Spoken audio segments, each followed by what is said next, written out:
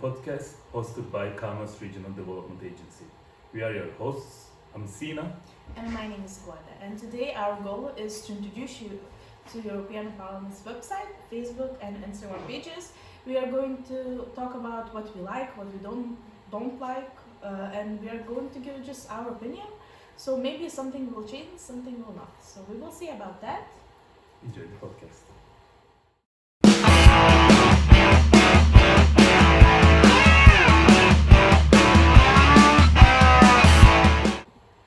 So let's start with the Facebook page, yeah? Unlike popular belief, Facebook is not only used by boomers, right? Especially in Lithuania, we really highly use Facebook. We don't have Twitter, so Facebook is like our main choice of social media. So Yeah, that's true. I can attest to that. And this is also exemplified by their large following on Facebook. We can see they have more than 2.5 million followers, which is quite substantial.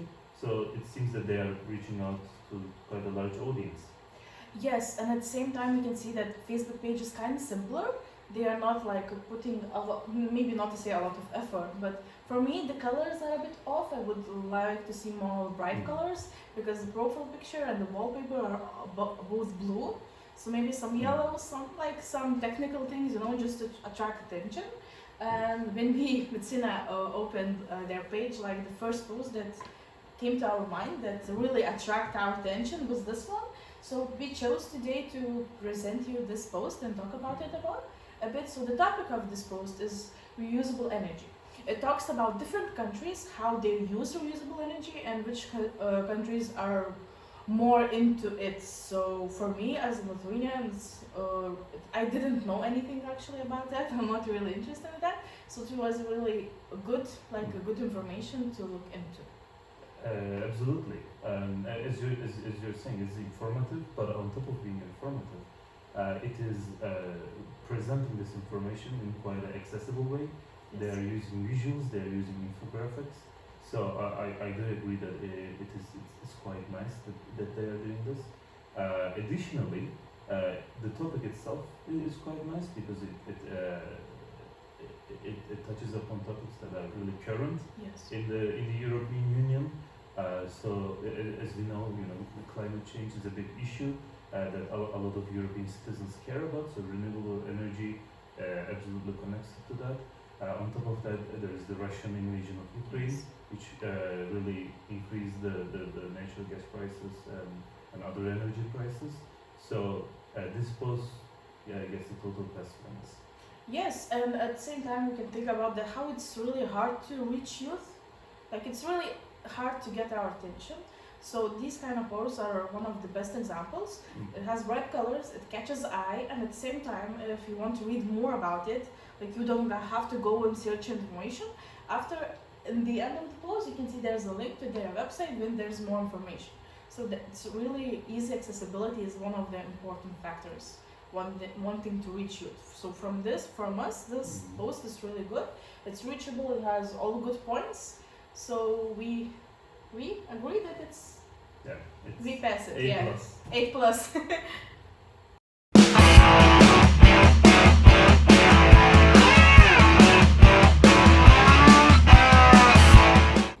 Okay, so let's move from Facebook to Instagram, and their official Instagram page is kind of similar to Facebook. Everything is blue, and the main thing we can see that they have a lot of followers. So people, it's the interesting fact we can see that Facebook has more followers than Instagram.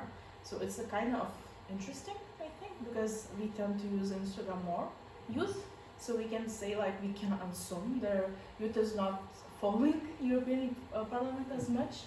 But we can see the colors are the same. So maybe they could include a bit more colors. I want to add here. Yeah. We can see the Instagram colored circle around their profile picture, which means they posted a story. They have their highlights. So it's nice that they are utilizing all the they are tools. active on it. Absolutely. So that's a plus. That's quite great. And we can see a lot of colorful posts on very, very different topics and such. Yes, but the thing with Instagram, most people these days like kind of synchronizing it, making like the colors would match and it will aesthetically look pleasing. So I think it has a kind of lack of that for me. Like the old posts are really different, so maybe I can see that. yeah, it will look better maybe if they made something similar, maybe from just like the first, posts. Or like color coded. So yeah, something like that. Yeah, absolutely. It's kind of made all over the place, huh? Yes, so we chose a couple of posts that we are going to talk about. So first post.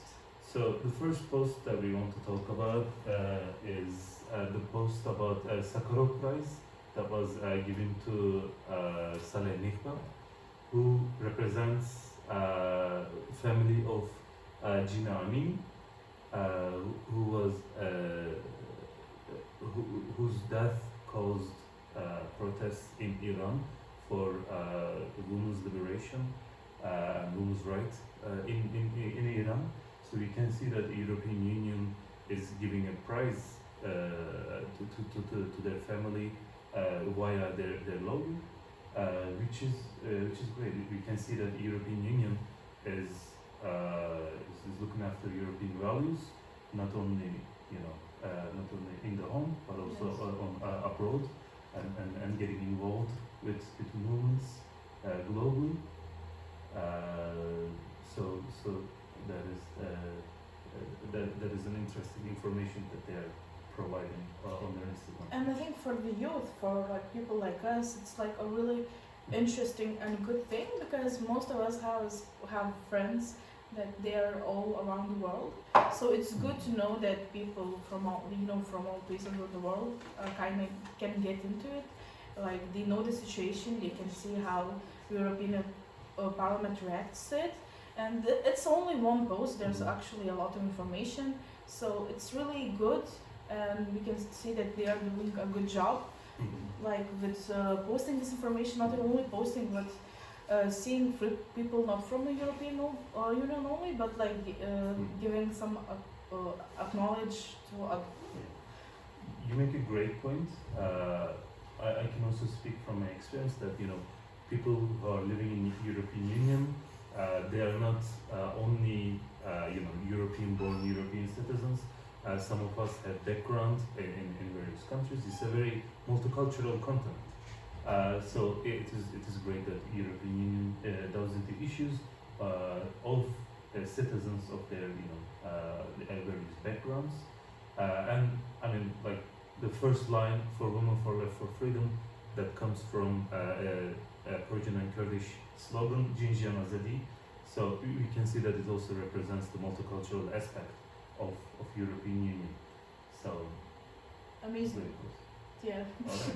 So let's moving from this serious theme to a bit of a more fun theme. So they have a meme that I think it's not the only one meme, but one of the memes. And it's funny, they thought that it's funny. Like maybe we are Gen Z, but it just cringe, the dad jokes. So it kind of reminds us of this. So they're not sharing it a lot, but still like sharing this. Yeah, it's funny, Yeah, you remember in I think it was in 2016, 2017 when politicians started like dabbing up and stuff. Yeah. It was like it was funny until you guys started doing it. So it's okay, I guess. I guess they are trying to reach an audience, but this is not a way trying to reach youth. They are making us cringe, so stop that. Yeah. But overall, Instagram page is not that bad. Like there is room for improvement, of course, to let us know, for us to be easier to get attached to it, and they need to work on their followers, because as an official page they have a lot, like they need much more followers, I think. Yeah, like European Union is what 350 million people that they represent. Yeah. And we're only seeing 500,000 here, so definitely they have a problem with outreach, it seems. Yes. So what grade are we giving today? 7. Okay, I'll go with that. 7.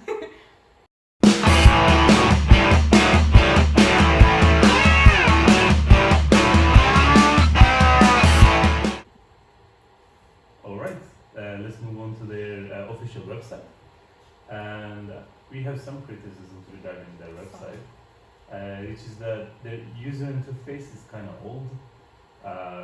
It just looks like a website from like 2010s. It's not very attractive. It's not very appealing. It doesn't catch the eye all that much. So I think there's a lot of room for growth. But we did like one thing, which is that they present their website in every EU language. That you can just choose from the drop-down menu and go to your native language, which we think is a great plus. But overall, it just looks like like a website of a newspaper. More boring. Even maybe. some newspapers has better website than this. Yeah, so Absolutely. it's just sums how much they need to improve it. So, and actually all the posts are kind of the same as on all websites, so it was a bit harder to choose, but we chose infographic timeline of climate change. So there was a meeting when they discussed from 2002 what they did, what they improved, and how European Union has to change. So of course they do a lot of the meetings like this because climate change is a really like outgoing topic in the world. But the most like interesting for me, like the fact from all of this website, is that it's interactive. Like you can press on it, and it gives you more information about all the operations and so on. And there's like a really clear timeline. First we did this, second this, and you can see even there's a dates, like months, what they did and what kind of time. So like this is like the main thing that I enjoyed from this website. Definitely, it's quite interactive, and Yeah. I really like that you can just choose the topic that interests you, and they give you links so you can follow it more, which is great. Yeah, you don't need to search for more information, and for youth, that's really like if you want to attract more youth's attention, that's the main thing. Like you have to make everything as easy as possible, so we wouldn't lose our we wouldn't lose our interest. Thank you. So yeah, so it's really like it needs improvement a lot. We can see like that it's just really bad, if I can say so. And today we will grade it at like 5. I think 4.5. It doesn't deserve 5 for me. Let's say 4.5. Yeah.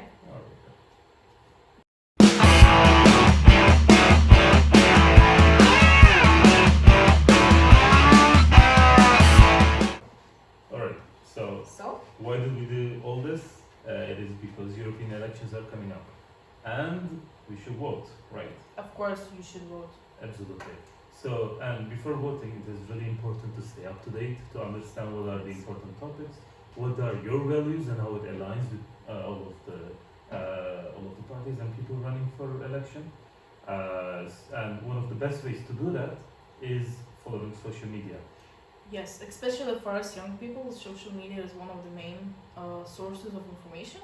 So it's really important to know like where to look for information. It has to be easy to be accessible.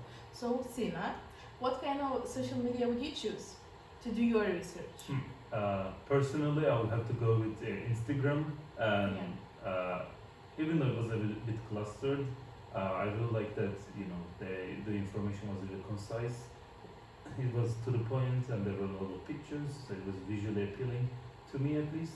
So I'll say Instagram. What about you? I'm true Lithuanian. I'm going to say Facebook, just because it's like my main source of information. So I use it every day. So for me, it's the easiest, I think, way. It still needs a lot of work done to be more attractable for me, but still, I think not only for me, for all new people, but still, and we can see even now from our sayings that the website is not mentioned in it. So it means they need to do a lot of work with their website. Absolutely. Like in a website format, you can do a lot. You can be really creative.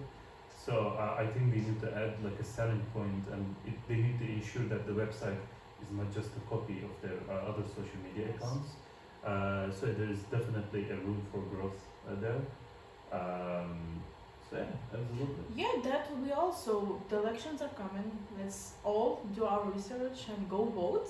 It's a really important thing to do as a citizen. So we hope that this podcast helped you, and that's all. That's all. That's all. Alright. Visa gera. Okay. Görüşürüz.